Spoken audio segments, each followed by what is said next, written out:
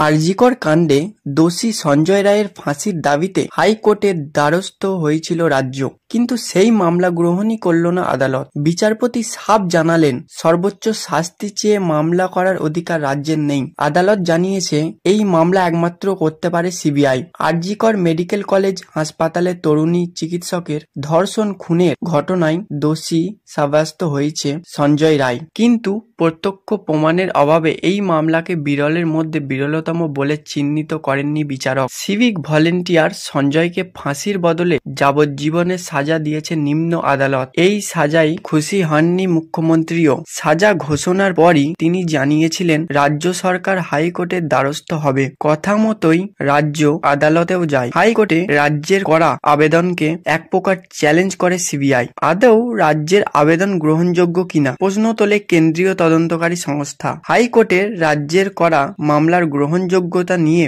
প্রশ্ন তোলে সিবিআই এর আইনজীবী বলেন, মামলার সঙ্গে সরাসরি যুক্ত তিন পক্ষ পরিবার। সিবিআই কিংবা দোষী হাইকোর্টের দ্বারস্থ না হলে রাজ্য কিভাবে এই আবেদন করতে পারবে? সেই মামলার শুনানিতে শুক্রবার কলকাতা হাইকোর্ট স্পষ্টভাবে জানিয়ে দিল, রাজ্য এক্ষেত্রে সর্বোচ্চ শাস্তি পেয়ে মামলা করতেই পারে না। রাজ্যে সেই অধিকারই নেই। ফলে এই মামলা গ্রহণই করেনি আদালত। বিচারপতি জানিয়েছেন শুধুমাত্র সিবিআই এই আবেদন করতে পারে। উল্লেখ্য, রাজ্য ও সিবিআই সঞ্জয়ের ফাঁসি চাইলেও অভয়ার পরিবার তা চায় না বলেই জানিয়েছে আদালতে।